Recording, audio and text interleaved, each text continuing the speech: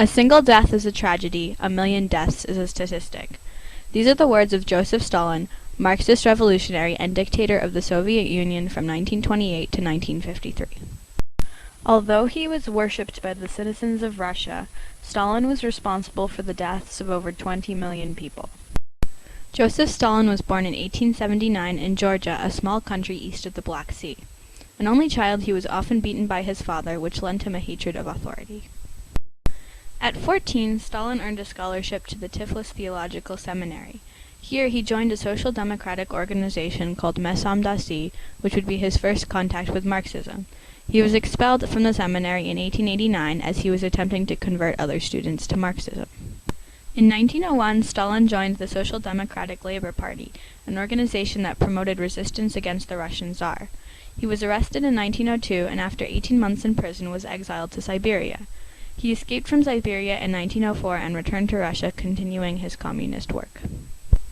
Stalin married Yekaterina Svanidze in June 1904. They had one son, Yakov. Sadly, Yekaterina died in 1907. In November 1917, the head of the Bolshevik Party, Vladimir Lenin, made Stalin the party's Commissar of Nationalities. In 1918, Lenin promoted Stalin to the post of General Secretary. This position allowed Stalin to surround himself with allies. In March of 1919, Stalin married Nadezhda Aleluyeva. They had two children, a son Vasily and a daughter Svetlana. When Vladimir Lenin died in 1924, Stalin became leader of Russia. In 1928, he enacted a 5-year plan to boost the country's economy. Stalin demanded that Russia produce more coal, iron, and electric power. He also forced collective agriculture, where small farms were joined together into larger units, which would result in a greater production of goods. Workers who openly opposed any of Stalin's methods were executed or exiled. In 1932, Stalin's second wife committed suicide, an event that left him shaken and untrusting, even of those close to him. It was after this tragedy that Stalin began a series of purges, removing all suspected political opponents and deporting entire ethnic groups to Siberia and Central Asia. In 1936, Stalin used the Communist Secret Police, the NKVD, to arrest all leading political figures that did not support him. He purged the Communist Red Army in 1937, then appointed a new head of the secret police and began to inspect the NKVD itself. Over 20 million died as a result of the purges. Stalin was also concerned with enemies outside the Soviet Union.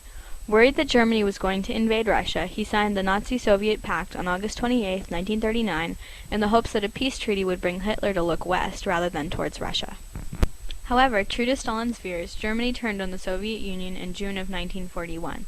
The Germans advanced toward Moscow, but were held back by the Russian Red Army. The following spring, Hitler's troops were able to close in on Stalingrad, a city that Stalin viewed as a symbol of his authority.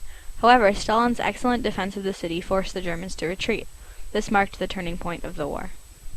In 1945, Stalin attended several conferences where he met with British Prime Minister Winston Churchill, American President Franklin D. Roosevelt, and later Harry S. Truman. However, the Americans and British refused to make decisions that would aid Russia economically, and Stalin grew afraid of a Western invasion. In order to protect Russia, he set up communist governments in neighboring countries, a move that drove Europe into the Cold War. In 1953, Stalin's health began to decline, and by February he had fallen into a coma. He died on March 5th at the age of 73. While Stalin was responsible for the deaths of millions of people, he is credited with having created the first modern cult of personality, being adored and worshipped by an entire nation.